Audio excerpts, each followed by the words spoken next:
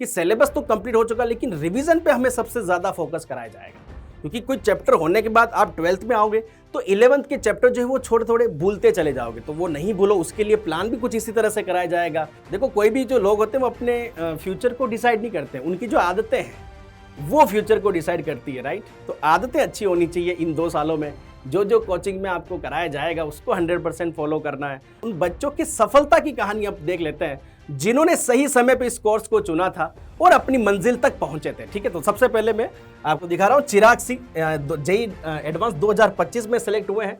Hello dear student, welcome to Allen online. तो लाखों बच्चों का सपना होता है कि वो एक सक्सेसफुल इंजीनियर बने, तो उसके लिए बच्चों जेईई का एग्जाम देना होता है और उसको क्रैक करना होता है। अब उसको क्रैक करने के लिए भी उसकी प्रिपरेशन की जो शुरुआत है वो अगर सही समय पे हो तो बच्चों आपको सक्सेस जो है मिलने के चांसेस बढ़ जाते हैं, बिकॉज जेईई एक सफर है।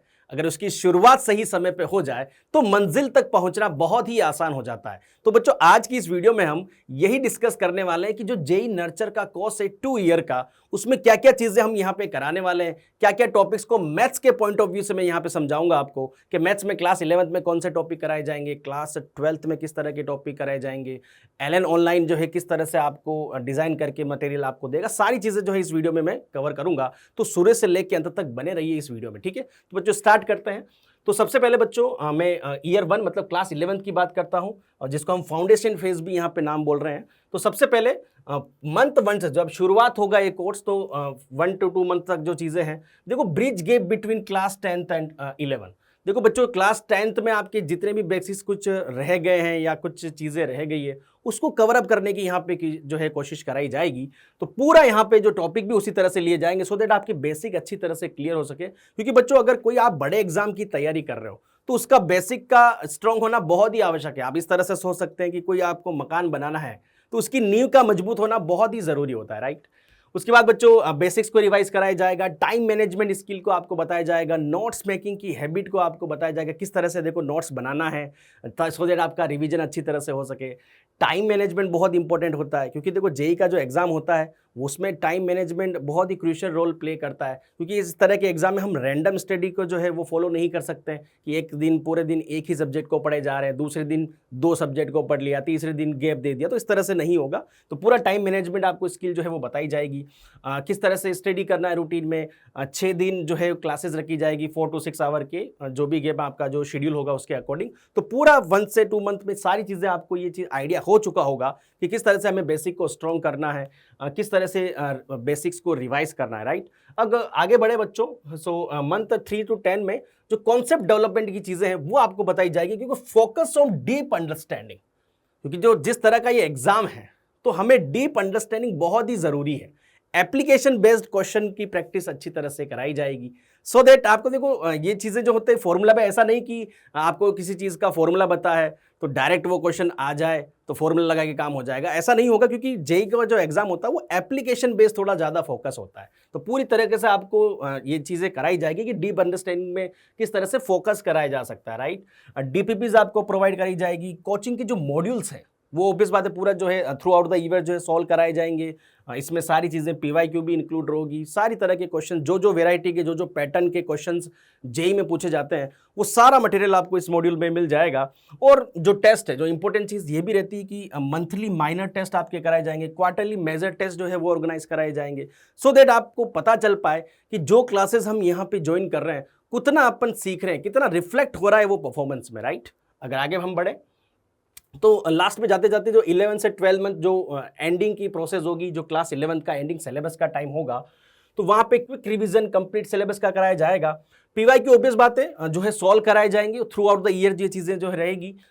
जो आपकी टॉपिक से वीक रह गए उसको आइडेंटिफाई करने को आपको मौका मिलेगा, सो दैट आप अच्छी तरह से उसको रिवाइज कर सके। जो क्लास 11th में जो टॉपिक वीक रह गए उसका रिविजन आपको अच्छी तरह से कराया जाएगा, right. Target by the end of the day class हमारा क्या रहना है कि भाई जो क्लास 11th की चीज़ है, क्योंकि अधिकतर बच्चों के मन में ये रहता है क्लास 11th वालों के कि हमारे पास 1 साल और है, तो ये बात दिमाग में नहीं आनी चाहिए। तो क्लास 11th की टॉपिक आप अच्छी तरह से क्लास 11th में ही रिवीजन कर लें। So strong graphs on class 11 topics, right. Practice of objective plus subjective both, दोनों चीज़ें कराई जाएगी, क्योंकि कहीं ना कहीं उसको स्कूल का एग्जाम भी यहाँ पे देना रहता है। तो सारी चीज़ें क्लास 11th में ये चीज़ें आपको कराई जाएगी। अगर मैं बात करूँ कि टॉपिक के पॉइंट ऑफ व्यू से कि क्लास 11 में कौन कौन से टॉपिक मैथ्स में आपको दिखाए जाएंगे, राइट। तो ये है कुछ जो है course flow of maths class 10th की 11th की मैं बात करूँ, set, number interval, fundamental of algebra, quadratic equation, ये यहाँ पे आपको टॉपिक्स की लिस्ट दी गई है जो पूरे क्लास 11th में आपको कंप्लीट कराए जाएंगे। अगर मैं इसकी वर्क फ्लो की बात करूँ कि कौन से टॉपिक सबसे पहले उसके बाद में, तो वो भी अपन बच्चों देख सकते हैं। सो यहाँ पे कोर्स फ्लो में टॉपिक की लिस्ट आपकी इस काम में ये रही, sets, number and interval, fundamental of algebra जो कि मैं बेसिक की बात शुरुआत में कर रहा था, क्वाड्रेटिक इक्वेशन रही, रिलेशन, फंक्शन, एनसीईआरटी, लॉगरिथम, ये टॉपिक सबसे पहले आपको कराए जाएंगे। देखो हम शुरुआत में 1, 2, 3 चैप्टर आप देख रहे हैं कि इन चैप्टर के बारे में थोड़ा बहुत आइडिया आपको पहले से होता है।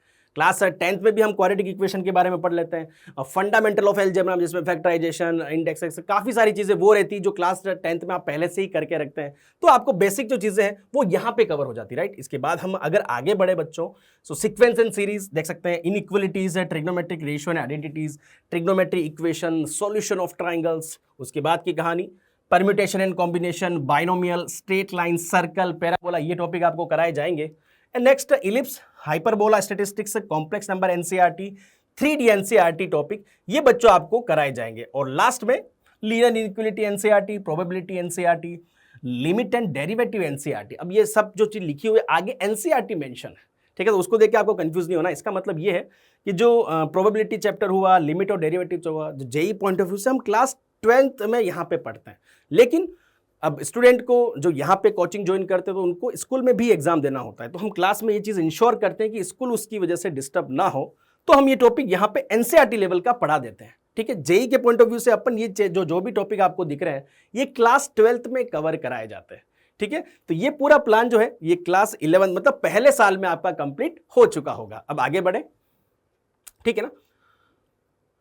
नेक्स्ट इज ईयर 2 कि सर फर्स्ट साल जो है वो कंप्लीट हो गया है, अब हम 12th में जो है वो एंट्री ले चुके हैं, और जैसे ही बच्चों 12th में आप एंट्री लोगे मतलब mastery plus exam strategy phase जो है इसको हमने ये नाम दिया है, जो कि क्लास 12th का है।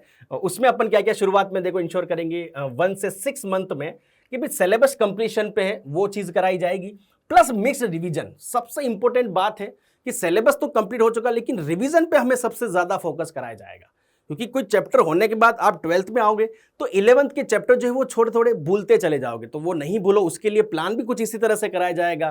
टेस्ट में जो है वो क्लास 11th के कुछ टॉपिक्स आएंगे सो दैट आप उसको बार बार पढ़ते रहें, रिवाइज करते रहें, राइट। तो वही चीज़ है, क्लास 12th के topics plus regular class 11th का रिविजन आपको कराया जाएगा। Focus on accuracy plus speed, obvious बात है हम जिस एग्जाम की तैयारी कर रहे हैं उसमें स्पीड प्लस एक्यूरेसी का जो अगर सही तरह से सही रेशो में कॉम्बिनेशन बैठा तो सक्सेस के रेट जो है बच्चों वो ज़्यादा बढ़ जाता है, तो यही चीज़ें फोकस कराई जाएगी। Weekly mock test, biweekly cumulative revision जो है वो चीज़ भी आपको क्लास 12th में चीज़ें कराई जाएगी। नेक्स्ट अगर हम आगे बढ़े मंथ 7 से 9 तक की जो हम यहाँ तक पहुँचने के बाद फुल लेंथ मॉक टेस्ट जो है आपके चालू हो जाएंगे, क्योंकि आपका सिलेबस अब एंड हो चुका है, राइट। 11th का भी कंप्लीट है, 12th का भी कंप्लीट है।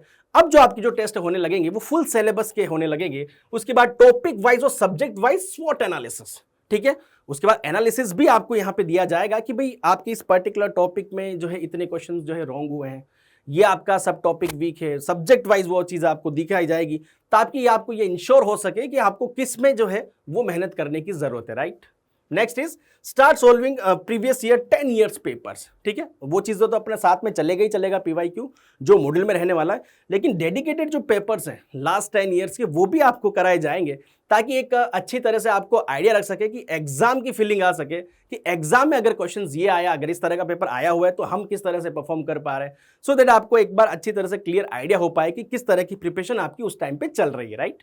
नेक्स्ट अगर हम आगे बढ़े, ये सर मंथ 10 से 12 जिसको हम फाइनल रिविजन और पीक परफॉर्मेंस को नाम दिया है कि यहाँ पे क्लास 12th के एंड में जाते जाते हम यहाँ पे स्टार्ट कर देंगे। देखो फॉर्मूला शीट जो आपने थ्रू आउट द ईयर बनाई है, क्विक थ्योरी रिकैप्स, सारी चीज़ें को रिवाइज अच्छी तरह से किया जाएगा। जो नोट्स आपने अच्छी तरह से बना रखे हैं 2 साल में उसको फिर से रिवाइजन करने का आपको जो है कराया जाएगा। Revise only notes and mock test solutions आपको यहाँ पे कराए जाएंगे, और maximise score in mock test. Mock test में अपने स्कोर को किस तरह से और मैक्सिमाइज करना है, क्योंकि फाइनल जो चीज़ है वो हम यहाँ पे जो मॉक टेस्ट होंगे वहाँ से आइडिया लगा पाएंगे, क्योंकि क्लास 11th में और 12th में जो बीच में टेस्ट चल रहे होंगे तो कहीं ना कहीं उसमें फुल सिलेबस तो नहीं होगा। जो चैप्टर हम उस टाइम पे पढ़ रहे होंगे वो टेस्ट जो है वो क्लास में जो है उस टेस्ट में आएंगे, लेकिन एंड में जाते जाते एक फुल फ्लैश आपको आइडिया लग जाएगा कि पूरा सिलेबस आप कंप्लीट हो चुका है, तो वहाँ पे स्कोर को मैक्सिमाइज किस तरह से किया जा सकता है और फाइनल आइडिया आपको अच्छी तरह से दिया जाएगा, राइट। सो यस, अब क्लास में 12th की बात करता हूं कि कोर्स फ्लो मतलब कौन कौन से चैप्टर आपको क्लास 12th में कराए जाएंगे। तो ये कुछ नाम आपके सामने दिख रहे होंगे, रिलेशन है, फंक्शन है, आईटीएफ है, लिमिट, एलसीडी, डिटरमिनेंट है, मैट्रिक्स है बच्चों, MoD, tangent, normal, monotonicity, maxima, minima. इस तरह से हम देखते देखते लास्ट में लीनियर प्रोग्रामिंग एनसीईआरटी में इस क्लास 12th के जो टॉपिक्स है उसको यहाँ पे हम खत्म करेंगे। अगर हम वर्क फ्लो की बात करेंगे कौन सा टॉपिक पहले कराया जाएगा वो भी आपके सामने है। यस, तो सबसे पहले बच्चों रिलेशंस, फंक्शन, आईटीएफ, लिमिट और कंटिन्यूटी, उसके बाद हम आगे बढ़ेंगे धीरे धीरे तो differentiability, determinant, matrix, methods of differentiation, tangent and normal. उसके बाद आगे हम आगे बढ़ेंगे monotonicity, maxima, minima, indefinite integration, definite integration, differential equation, right. उसके बाद area under curve, vector, 3D probability, complex number and linear programming NCERT के साथ इस क्लास 12th के इस सिलेबस को अपन दी एंड का नाम दे देंगे, राइट। सो बच्चों तो target by the exam time मतलब आपका दोनों साल का सिलेबस अब खत्म हो चुका है और हम हमारे टारगेट्स क्या हैं वो बड़ा क्लियर है। फुल सिलेबस आपको रिवाइज करना है 2 से 3 टाइम, फुल सिलेबस की मैं बात कर रहा हूँ। और 50+ फुल सिलेबस टेस्ट अटेम्प्टेड आपको यहाँ पे मेक श्योर कराया जाएगा कि आप ये दें। Confidence in time management, paper solving strategy और किस तरह से बेहतर कर सकते हैं आप, क्या क्या स्ट्रेटेजी वो पेपर सॉल्व करने की रहने वाली, सो दैट आप अपने स्कोर को मैक्सिमाइज करें इन द जेई एग्जाम, ठीक है। वो सारी स्ट्रेटेजी आपको बताई जाएगी, राइट। सो अब फाइनल टिप्स की अगर बच्चों में बात करूं, सो जिसको हम प्रो टिप्स का नाम दे रहे हैं कि दोनों का सिलेबस अब खत्म हो चुका है, अब हम उस फेज पे आ गए हैं कि कुछ महीनों के बाद अपन को जेई का एग्जाम देना है। तो टिप्स कुछ इस तरह से रहेगी, देखो मेंटेन आपको थ्रू आउट द दोनों सालों में आपको एरर नोटबुक जो है वो मेंटेन करनी है। मतलब क्या क्या गलतियां आप टेस्ट में कर रहे हो, सो दैट आपने नोट कर लिया तो अगले टेस्ट में वो रिपीट ना होने पाए। तो छोटी छोटी चीजें आपको एरर नोटबुक जो है वो मेंटेन करनी होगी। इंक्लूड ब्रेक्स, कभी भी देखो पढ़ाई करते हैं लगातार आप 7 से 8 घंटा पढ़े, कहीं ना कहीं पजल होंगे, तो कोशिश ये करें कि 5 मिनट्स एवरी आवर, मतलब 1 घंटे अगर पढ़ाई कर ली है या 1 से 2 घंटा भी किसी की अगर पढ़ने की ये चीज़ें हैं तो आप उसके बीच में 5 मिनट का ब्रेक जरूर दें, सो दैट थोड़ा सा माइंड रिलैक्स हो सके और आप अच्छी तरह से फोकस करके स्टडी कर पाए, राइट। उसके बाद डिसिप्लिन और मोटिवेशन, देखो कहीं कहीं इस पूरी जेई जर्नी में उतार चढ़ाव तो आएंगे, कभी टेस्ट में मार्क्स भी कम आएंगे, कभी हो सकता है ज़्यादा भी आएंगे, तो ये उतार चढ़ाव तो चलता रहेगा। तो उसमें हमें मेक श्योर करना है कि हम हमेशा मोटिवेटेड रहें, क्योंकि देखो वो आपके फाइनल एग्जाम नहीं, फाइनल एग्जाम आपको 2 साल के बाद ही देना है, लेकिन जो टेस्ट आप दे रहे हो मार्क्स अगर कम आ गए तो हमें उस पर एनालिसिस करना पड़ेगा कि किन गलतियों की वजह से आपके मार्क्स कम आए, तो उन गलतियों पे अपन को काम करना है और हमेशा मोटिवेटेड रहना है। और थ्रू आउट ये 2 साल आपको डिसिप्लिन में रहना पड़ेगा, भाई इतने घंटे मुझे रोज पढ़ना है तो पढ़ना ही है, ठीक है। उसमें कुछ एक्सक्यूज नहीं चल सकता, क्योंकि देखो अगर सारी चीजें कनेक्टेड है, अगर आप किसी भी 1 या 2 दिन थोड़ा सा आलस कर जाते हो तो बच्चों कहीं ना कहीं वो बैकलॉग में क्रिएट होगा, सारी परेशानियां वहां से स्टार्ट होती है, राइट। तो ये ध्यान दें कि डिसिप्लिन यहाँ पे क्रूशियल रोल प्ले करने वाला है, ठीक है। आगे बढ़े बच्चों, और यही जाते जाते मैं यही बोलूंगा, if you want to fly give up everything that weighs you down. भाई हमें अगर ऊंचा उड़ना है तो हमें उन सब चीज़ों को त्यागना होगा जो हमें नीचे लाने के लिए जो है वो प्रयत्न करता रहता है, ठीक है। तो ये हमेशा ध्यान रखें। और एक और चीज़ कि people don't decide their future, they decide their habits, so there habit decide their future. देखो कोई भी जो लोग होते हैं वो अपने फ्यूचर को डिसाइड नहीं करते, उनकी जो आदतें हैं वो फ्यूचर को डिसाइड करती है, राइट। तो आदतें अच्छी होनी चाहिए। इन 2 सालों में जो जो कोचिंग में आपको कराया जाएगा उसको 100% फॉलो करना है। पूरा कोचिंग के जो अपने आपके टीचर्स हैं क्या बोल रहे हैं उसकी बातों को 100% फॉलो करना होगा, तो कहीं ना कहीं आपका जो टारगेट है वो एकदम अचीवेबल आपको दिखने लगेगा, राइट।